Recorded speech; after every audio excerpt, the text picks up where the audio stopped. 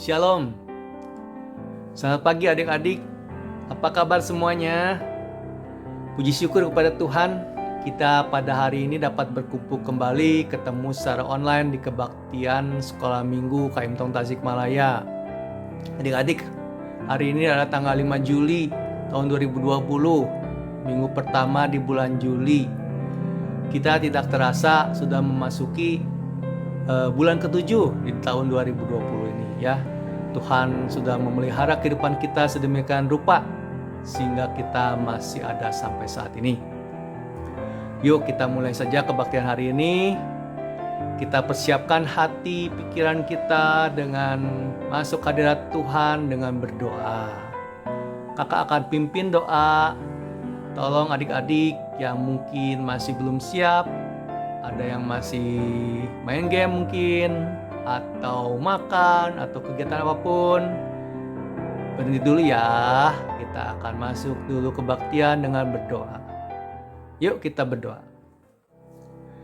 Tuhan Yesus, terima kasih atas pimpinan penyertaan-Mu untuk kehidupan kami hari ini.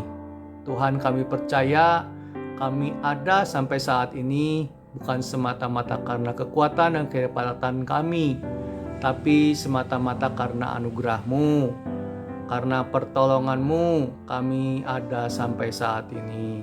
Tuhan, kami serahkan kebaktian hari ini, pimpin setiap diri kami agar kami dapat sungguh-sungguh mau memuji memuliakan nama-Mu dengan benar dan mau mendengar firman-Mu dengan penuh hikmat dan pimpinan Allah Roh Kudus daripada-Mu. Terima kasih Tuhan, dalam nama Tuhan Yesus kami berdoa.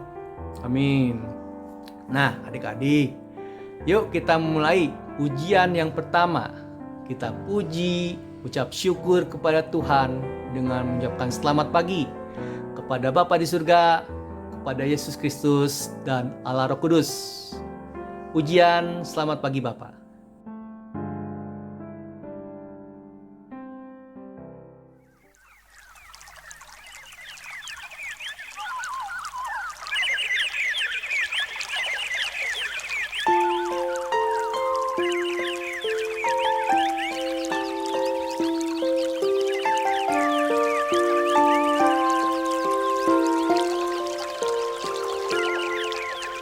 Selamat pagi Bapa,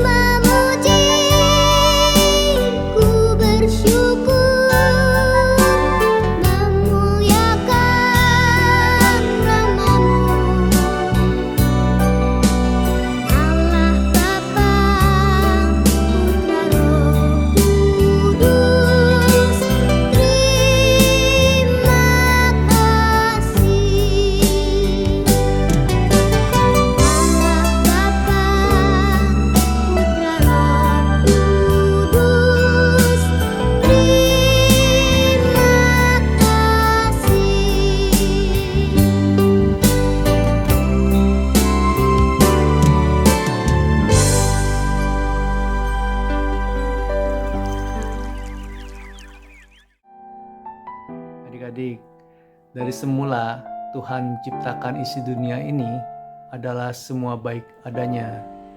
Ya, tapi karena dosa manusia banyak menyalahgunakan wewenangnya, akhirnya banyak merusak alam ini dan akhirnya merugikan manusia itu sendiri. Yuk kita sebagai ucapan syukur kepada Tuhan, kita puji Tuhan kembali dengan pujian semua baik.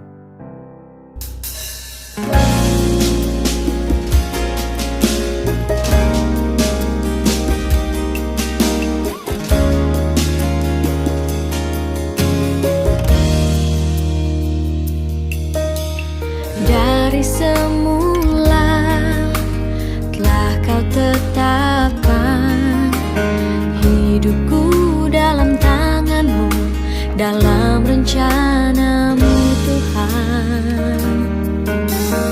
Rencana indah telah kau siapkan bagi masa depanku yang penuh harapan.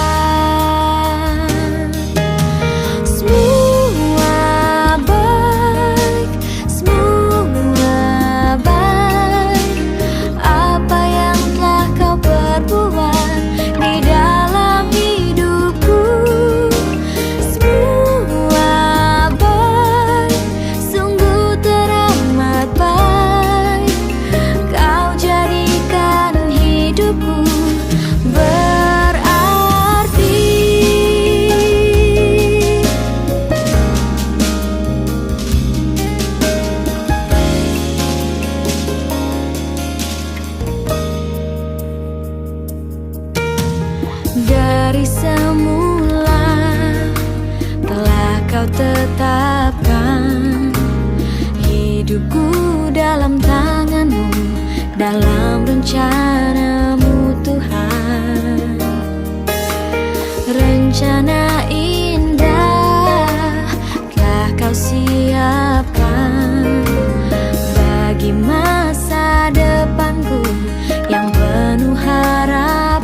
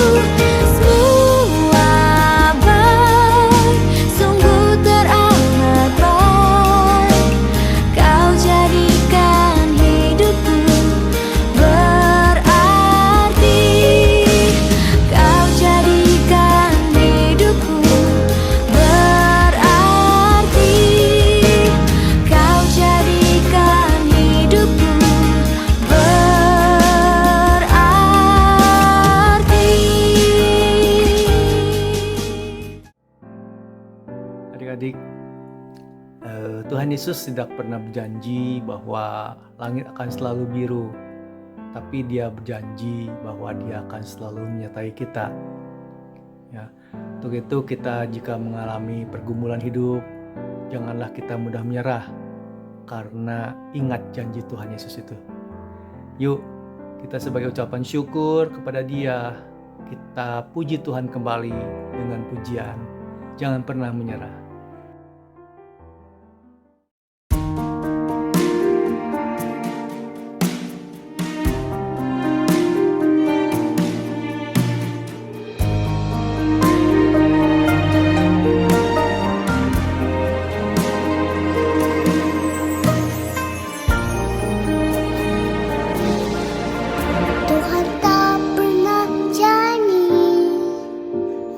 Selalu biru, tetapi Dia berjanji selalu menyertai.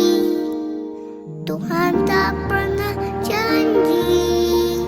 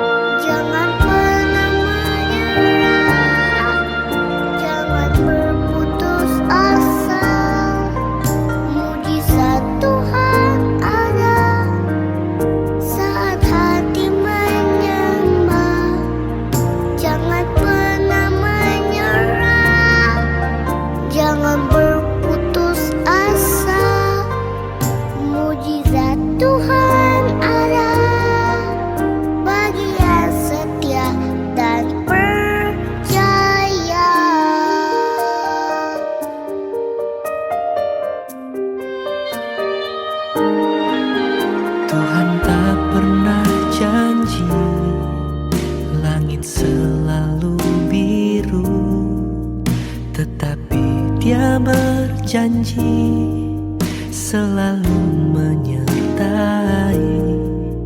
Tuhan tak pernah janji jalan selalu rata, tetapi Dia berjanji berikan kekuatan.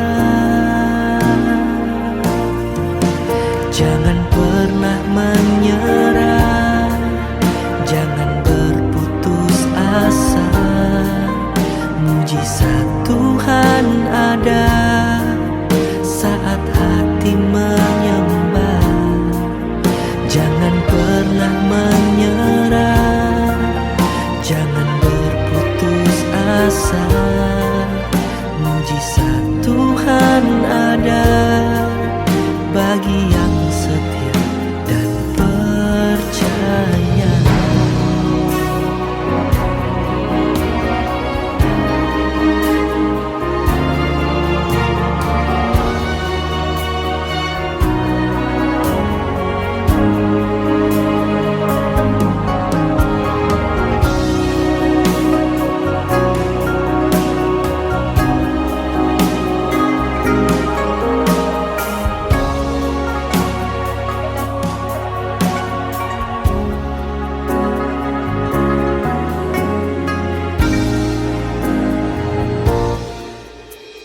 Menyerah bukanlah jawaban, putus asa bukanlah jawaban. Selama kita masih bernafas, masih ada mujizat. Bangkitlah, Tuhan sanggup memulihkan hidupmu.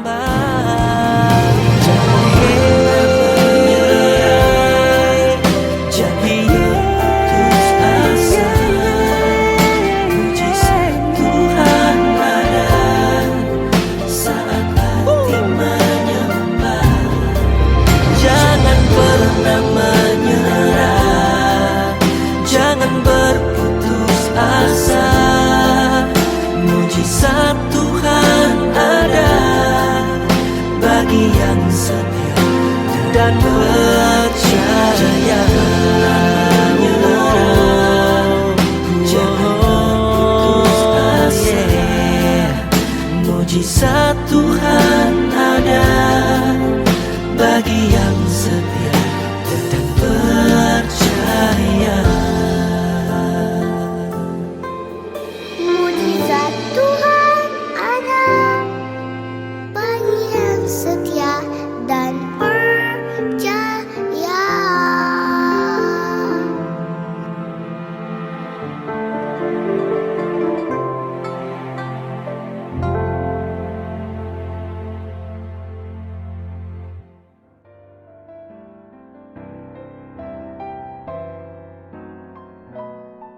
Adik-adik, tiba saatnya kita akan mendengarkan firman Tuhan yang berupa film kembali dengan judul Petrus menyembuhkan orang lumpuh.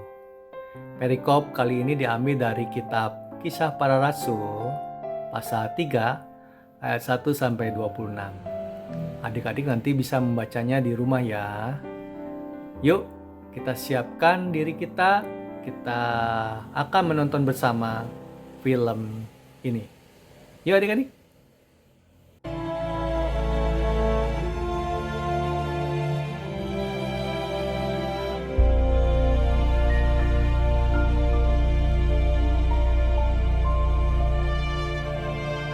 Pada suatu hari menjelang waktu sembayang, yaitu pukul 3 petang, naiklah Petrus dan Yohanes ke Bait Allah. Di situ ada seorang laki-laki yang lumpuh sejak lahirnya sehingga ia harus diusung. Tiap-tiap hari orang itu diletakkan dekat pintu gerbang Bait Allah yang bernama Gerbang Indah untuk meminta sedekah kepada orang yang masuk ke dalam Bait Allah. Ketika orang itu melihat bahwa Petrus dan Yohanes hendak masuk ke Bait Allah, ia meminta sedekah. Mereka menatap dia. Dan Petrus berkata, lihatlah kepada kami. Lalu orang itu menatap mereka dengan harapan akan mendapat sesuatu dari mereka. Tetapi Petrus berkata, Emas dan perak tidak ada padaku, tetapi apa yang kupunyai, kuberikan kepadamu. Demi nama Yesus Kristus, orang Nazaret itu, berjalanlah.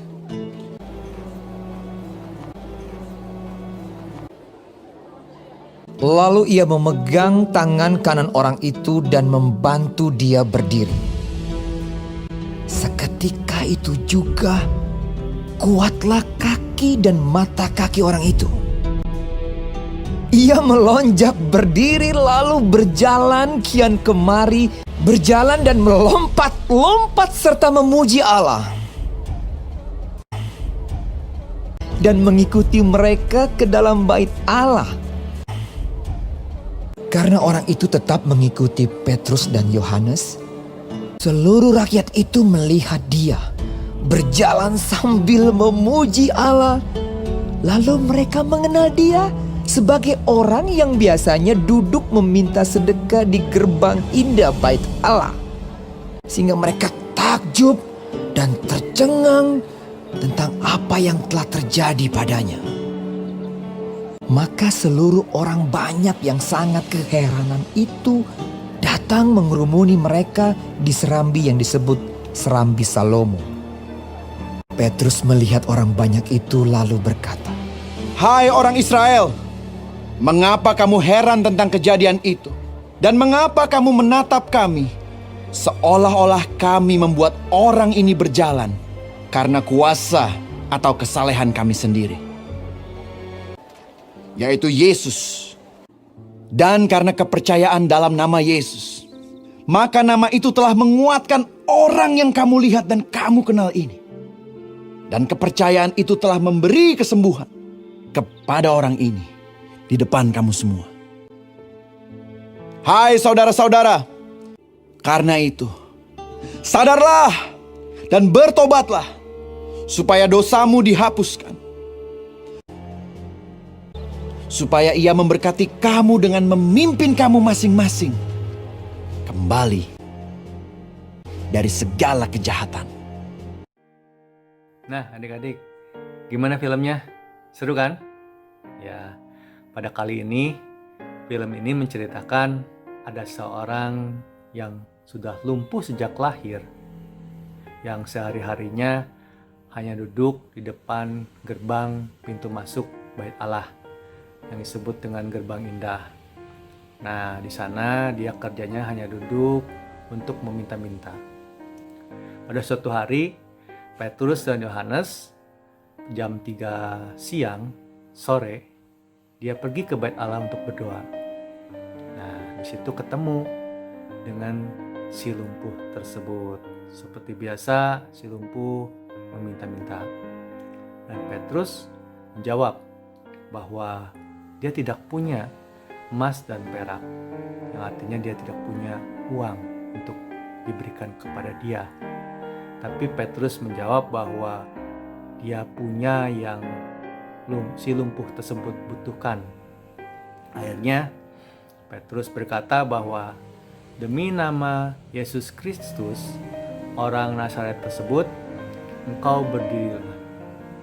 Dengan dibantu Petrus, si lumpuh tersebut berdiri dan akhirnya dia bisa berjalan ya, dengan penuh sukacita. Dia sambil berjingkrak-jingkrak memuji Tuhan. Petrus dan Yohanes melanjutkan masuk ke bait Allah. Dan si lumpuh tersebut terus mengikuti mereka. Akhirnya di situ kan banyak orang ya. Banyak orang yang terheran-heran melihat si lumpuh tersebut bisa berjalan. Wow, katanya.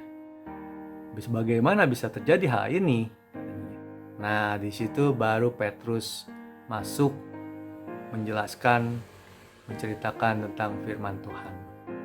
Petrus berkata bahwa itu semua bukan karena kehebatan dia, tapi semua karena nama Tuhan Yesus yang punya kuasa.